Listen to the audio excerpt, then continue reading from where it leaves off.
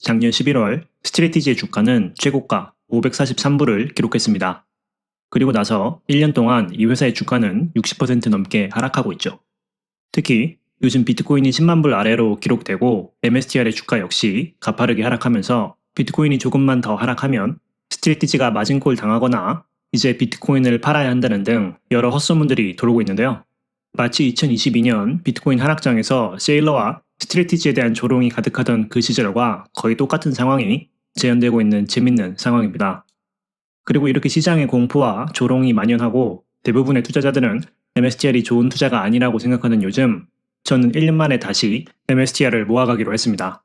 제 채널을 어느 정도 봐주신 분들은 아시겠지만 스트레티지 관련 영상은 제 채널에서 가장 많은 비중을 차지하고 있습니다. 그만큼 스트레티지라는 회사에 대한 확신이 많고 제 포트폴리오에서도 많은 비중을 차지하고 있죠.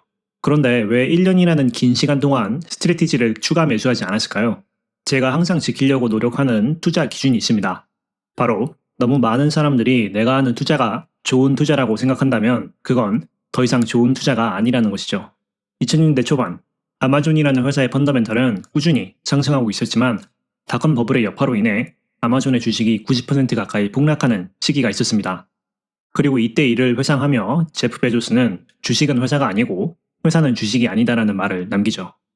비슷한 예로 제가 작년 초반에 처음 스트레티지 주식을 모아가기 시작할 때 제 개인적인 기준으로 당시 이 회사는 좋은 회사이자 좋은 주식이었습니다. 하지만 작년 11월을 기점으로 MSTR이 폭등하기 시작하면서 너도 나도 세일러를 찬양하기 시작하고 이 회사의 주가가 1000불을 넘기는 건 시간 문제다 라고 주장하는 사람들, MSTU 같은 레버리지 상품에 투자해서 수억 원을 벌었다고 자랑하는 사람들이 자주 보이기 시작했죠. 그리고 그때 스트레티지는 여전히 좋은 회사이지만 MSTR은 더 이상 좋은 주식이 아니다라는 결론을 내렸습니다. 너무 많은 사람들이 MSTR이 좋은 주식이다 라는 제 생각에 동의하기 시작했기 때문이죠. 물론 많은 사람들이 저와 같은 의견을 가진다고 해서 제가 가지고 있는 주식을 바로 다 파는 건 아닙니다. 그저 더 모아갈 주식이 아닌 것 뿐이죠. 그리고 나서 더 좋은 기회가 발견될 때마다 MSTR에서 수익 실현을 해가면서 제 포지션을 조금씩 줄여 나갔습니다. 2025년 상반기에는 그렇게 해서 AST의 포지션을 많이 늘렸고 이번 여름부터는 메타플래닛에 투자하기 시작했죠. AST는 이제 꽤나 많은 사람들이 인정하는 주식이 되었기 때문에 비슷한 기준으로 추가 매수는 더 이상 해오고 있지 않고 메타플래닛은 아직도 천천히 모아가고 있습니다. 그런데 말이죠. 요즘 엠네브가 1에 가까워진 스트레티지의 밸류에이션, 이 회사에 대해서 난무하는 각종 헛소문들, 그리고 스트레티지가 좋은 투자처가 아니라고 확신하는 사람들이 늘어나는 것을 보고 이제 MSTR은 다시 모아가기 좋은 주식이 되었다는 결론을 내렸습니다. MSTR은 그 어떤 주식보다도 사람들이 하고 싶은 이야기가 많은 회사입니다. 이 회사에 투자하고 있지도 않으면서 비판하고 싶은 분들도 많고 하고 싶은 이야기가 많은 분들도 있죠. 그 이유는 MSTR의 사업 모델이 간단하기 때문입니다. MSTR의 사업 모델은 누구나 이해할 수 있게 간단합니다. 우리는 비트코인이 매년 평균 30% 이상 성장하는 자산이라고 믿기 때문에 비트코인의 평균 수익률 아래로 돈을 빌려와서 비트코인에 투자하면 그 시세 차익이 회사의 성장으로 돌아온다. 대부분의 사람들은 빚은 나쁘고 위험한 거다 라는 상식을 가지고 있습니다. 그리고 대부분의 사람들은 비트코인의 1년 평균 성장률이 30%가 될 거라고 생각하지 않죠. 이렇게 대부분의 사람들이 가지고 있는 두 가지의 상식과 정반대되는 선택을 하니 평범한 상식을 가진 사람들이 보기엔 당연히 위험하고 안 좋은 비즈니스 모델인 것 같고 너도 나도 이 사업 모델에 대해서 그럴듯한 비판을 하고 싶어 하죠. 인공위성 개발이라는 보통 사람들이 평소에 생각하지도 않고 잘 알지도 못하는 사업 모델을 가진 AST 스페이스 모바일에는 사람들이 별로 하고 싶은 말도 없고 비판하지도 않는 이유입니다. 그리고 이렇게 사람들 입에 자주 오르락 내리락 하는 회사에 투자하고 있는 분들이라면 그런 잘못된 비판에 흔들리지 않기 위해서라도 내가 하는 투자에 대해서 제대로 알고 있는 게 중요하죠. 그래서 요즘 사람들이 자주 이야기하는 각종 워드들을 하나씩 이야기해 볼까 합니다. 당연히 사실이 아닙니다. 마진콜이라는 건 비트코인을 담보로 은행에서 대출을 받았을 때 일어날 수도 있는 일이죠. 스트레티지가 비트코인을 담보로 대출을 받은 건 2022년에 있던 일입니다. 이제는 망하고 사라진 실버게이트 뱅크를 통해서 대출을 받았다가 비트코인 하락기가 시작되면서 마진콜을 당할 뻔한 위기에 처한 적이 있죠. 그리고 이때의 경험을 통해서 마진콜 위기가 없는 전환사채, 그리고 그 뒤에 우선주라는 새로운 방식으로 자금을 모으고 있는 겁니다. 당연히 이제는 비트코인을 담보로 잡고 받은 대출, 이런 거는 없습니다. 그나마 수박 겉핥기 수준으로 이 회사에 대해 알아본 사람들이 지적하는 부분은 전환사채이죠. 최근 어떤 유튜브 채널에서 MSTR에게 이번 12월 달에 만기되는 전환사채가 있는데 이걸 해결 못해서 지금 큰 문제이다. 이런 헛소문을 퍼뜨리는 분이 있다는 이야기를 제가 들었는데 스트리티지가 가지고 있는 전환사채는 회사 공식 홈페이지에서 확인하시면 됩니다. 보시는 것처럼 가장 먼저 만기되는 사채는 2028년이고 그 뒤로 매해 만기되는 전환사채들이 있죠. 당연히 올해 12월에 만기되는 전환사채 그런 건 없습니다.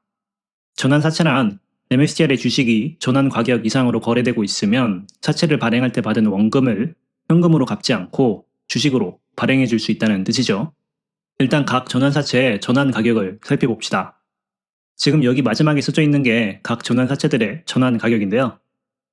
보시는 것처럼 2029년 그리고 2030년 B라고 써져 있는 전환사채를 제외한 4개의 사채들은 지금 스트래티지의 주가와 비슷한 가격을 보이고 있습니다.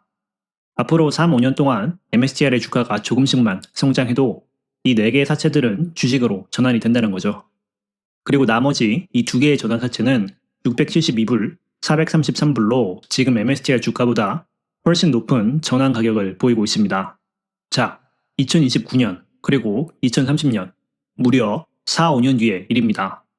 요즘 공포심을 조장하는 분들이 얼마나 긴 시점을 잡고 장기 투자하시는 분들인지는 몰라도 이 회사의 전환사채를 가지고 트집 잡는 건 4, 5년 뒤의 일을 가지고 비판하고 있다는 거죠.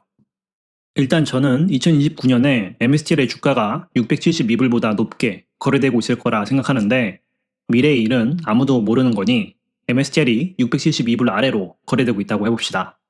그럼 3빌리언 달러에 달하는 돈을 현금으로 갚아야 한다는 거죠.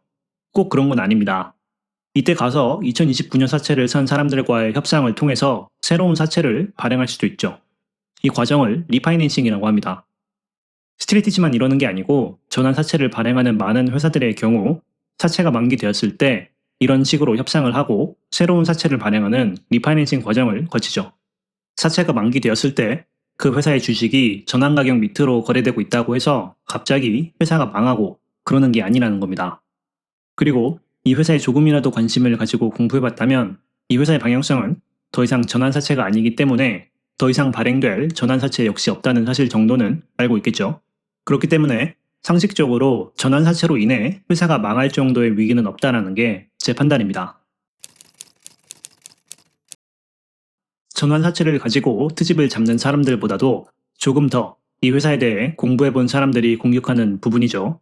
바로 이 회사의 우선주, 특히 우선주의 배당을 어떻게 할 것이냐에 관한 문제입니다. 다들 아시다시피 스트래티지의 계획은 일반주의 ATM을 통해 우선주에 대한 배당을 하겠다는 거죠. 이게 지금 스트래티지가 발행한 우선주들의 가치를 다 합한 값인데요. 대략 7.7빌리언 달러 정도 됩니다. 그리고 스트래티지의 우선주들은 평균 10% 정도의 배당을 지급하고 있으니 매년 770밀리언 달러를 배당으로 지급해야 된다는 말이 되죠.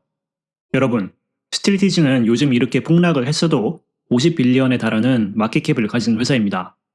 770밀리언이라는 숫자를 50빌리언에 비교하면 대략 1.54%라는 숫자가 나오는데 회사 마켓캡의 1% 약간 넘는 규모의 돈을 ATM에서 지불하는 게 회사에게 그리고 주주들에게 과연 큰 부담이 될까요? AST 스페이스 모바일은 MSTL 마켓캡의 절반도 되지 않지만 최근 800밀리언 달러에 달하는 ATM을 시행했습니다. 그런다고 회사가 망하지도 않았고 ATM으로 인해서 주가가 폭락하지도 않았죠. 그리고 스트래티지의 비트코인 보유 가치가 과연 앞으로도 50빌리언 달러에 머무를까요? 아주 간단한 모델링을 해봅시다. 노란색이 이들이 가지고 있는 비트코인의 보유 가치이고 파란색이 이들이 매년 지불해야 하는 배당 금액 770밀리언입니다. 그리고 이 노란색 선, 스트래티지의 비트코인 보유 가치는 매년 평균 30%의 성장을 한다고 가정을 할게요. 보시다시피 스트래티지의 비트코인 보유 가치는 복리의 힘으로 급격히 늘어나는 반면 이들이 지불하는 배당의 규모는 그대로이기 때문에 이 둘의 차이가 점점 급격히 벌어지는 걸 볼 수 있죠. 설사 이들의 우선주 규모가 지금보다 10배 더 성장해서 배당 지불 금액 역시 7빌리언으로 10배 상승한다고 해도 역시나 이 두 그래프 상의 차이가 상당한 것을 확인할 수 있습니다. 그리고 바로 여기서 비트코인이 매년 평균 30% 성장하는 자산이다 라는 생각을 진짜로 믿냐 안 믿냐에 따라서 이 회사의 사업 모델이 이해가 되는 사람이 있고 안 되는 사람이 있는 거죠. 자, 그런데 말이죠. 나는 비트코인이 평균 30% 성장하는 걸 믿고 있는데 그건 평균의 값을 이야기하는 거고 올해처럼 비트코인이 제자리 걸음을 하거나 하락을 할 수도 있는데 그럴 땐 어떻게 배당을 지급하냐고 반문하실 수가 있습니다. 비트코인이나 주가가 하락을 한다고 해서 그 회사가 ATM을 못하는 건 아닙니다. 세일러가 요즘처럼 주가가 하락할 때 일반주에 대한 ATM을 통해서 비트코인을 매수하지 않는 건 그렇게 해서는 BPS가 더 이상 상승하지 않기 때문입니다. 만약 배당 지불 같은 필요성이 있다면 요즘 같은 시기에도 당연히 일반주에 대한 ATM을 할 수 있습니다. ASD 스페이스 모바일도 회사 주가가 2, 3불에 불과하고 회사의 현금이 바닥나기 시작하며 위기가 최고조에 달했을 때 일반주에 대한 ATM을 해가면서 살아남았죠. 당연히 이런 상황에서 ATM을 하면 주가는 더 하락하기 마련입니다. 하지만 회사가 ATM을 하는 게 불가능하다 이런 건 아니라는 거죠. 그리고 만약 회사 입장에서 ATM을 하기 싫다? 그러면 당연히 다른 방법을 찾으면 됩니다. 예를 들면 비트코인을 담보로 콜옵션을 파는 커버드 콜 옵션을 팔면 770밀리언 정도의 현금을 마련하는 건 그렇게 어려운 일은 아닙니다. 이건 세일러가 직접 확인해 준 사항이죠. Rational market where the equity decouples from the Bitcoin fundamentals, you're going to sell the Bitcoin volatility, or you're going to engage in derivatives trading in order to extract the yield directly from the Bitcoin. If necessary, you're probably going to sell a future, right? You're going to sell an out of the money call option against the Bitcoin, or you're going to enter into a basis trade. 보통 커버드 콜을 1년 동안 꾸준히 팔면 내가 가진 담보 자산의 10% 정도의 가치를 옵션 프리미엄으로 벌 수 있다고 하는데요. 만약 스트리티지가 이런 전략을 지금 사용하면 현금으로 받는 옵션 프리미엄이 대략 5빌리언 달러 정도는 된다는 계산이 나옵니다. 그런데 이렇게 많은 현금을 벌 수도 있는데 왜 이런 전략을 사용하지 않을까요? 제 커버드콜 영상을 보신 분들은 아시겠지만 커버드콜은 내가 가진 어떤 상품을 담보로 잡고 옵션 프리미엄을 받는 겁니다. 만약 그 자산의 가격이 내가 판 옵션 지정 가격보다 상승하면 그 가격에 내가 가진 자산을 팔아야 하는 거죠. 세일러 입장에서는 10% 정도의 추가 수익을 내기 위해 비트코인을 담보 자산으로 잡고 콜 옵션을 팔다가 비트코인을 실제로 팔아야 할 수도 있기 때문에 이런 전략을 사용하지 않고 있는 겁니다. 하지만 만약 회사가 어려움에 처하고 ATM을 통해 배당을 지불하는 게 회사에게 너무 불리하다고 판단이 되면 그땐 이런 식으로라도 현금을 마련해서 배당을 지불하겠죠. 여러분, 제가 설명드리고자 하는 건 이 회사가 절대 망하지 않을 회사라는 게 아닙니다. 세상에 절대 망하지 않을 회사라는 건 없습니다. 스트래티지도 만약 비트코인이 8, 90% 하락하고 그 가격대가 단기간이 아닌 오랜 시간 동안 유지되는 극한의 상황이 오면 당연히 망할 수도 있는 회사입니다. 그런데 말이죠.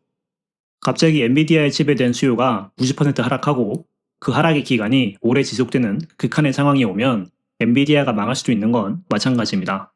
스트래티지는 대부분의 사람들이 생각하는 것보다 안전하게 자본 운영을 하고 있고 투명하게 기업 운영을 하는 회사입니다. 인센티브를 보면 결과를 알 수 있다 라는 말이 있죠. 찰리 먼거가 한 말입니다. 여러분이 인터넷에서 보는 스트래티지에 대한 대부분의 헛소문들 결국 다 인터넷에서 관심을 받고 조회수를 올려서 구독자를 모으고 본인들의 수익을 올리고자 하는 사람들이 대부분입니다. 그들의 인센티브는 최대한 자극적인 내용으로 공포심을 유발해서 조회수를 상승시키는 것이지 그 사람들이 여러분이 하고 있는 투자에 대한 진심 어린 걱정으로 스트래티지에 대해서 공부해보고 경각심을 알리려고 하는 게 아니라는 거죠. 그렇기 때문에 전 짐 차너스처럼 본인 돈을 직접 걸어가며 공매도하는 게 아닌 이분호만 비판하는 사람들의 의견에는 신경 쓰지 않습니다. 제가 제 돈으로 MSTR에 투자하기 때문에 이 회사에 대해서 제대로 공부해야 하는 인센티브가 있는 것처럼 차너스 역시 본인 돈을 걸고 공매도하기 때문에 스트래티지에 대해 제대로 알아봐야 한다는 인센티브가 있습니다. 그렇기 때문에 전 차너스가 하는 비판에는 항상 귀 기울이죠. 하지만 MSTR에 대해서 떠드는 사람들의 99%는 이 회사에 대해 공매도할 정도로 확신을 가지고 공부해본 사람들도 아니고 대부분의 경우는 여러분의 관심을 받고 수익을 올린다는 다른 인센티브를 가지고 이 회사에 대해서 떠드는 겁니다. 제가 오늘 한 이야기들의 대부분은 이 회사에 대해서 그렇게까지 공부하지 않더라도 챗GPT에게만 물어가면서 공부해도 알 수 있는 사실들입니다. 그러니 이 회사에 투자하고 있는 분들이라면 이런 주변의 소음에 신경 쓰지 마시고 본인이 스스로 생각하고 스스로 알아보고 나서 제대로 된 사실을 기반으로 요즘 같은 하락의 시기를 견뎌내시길 바랍니다.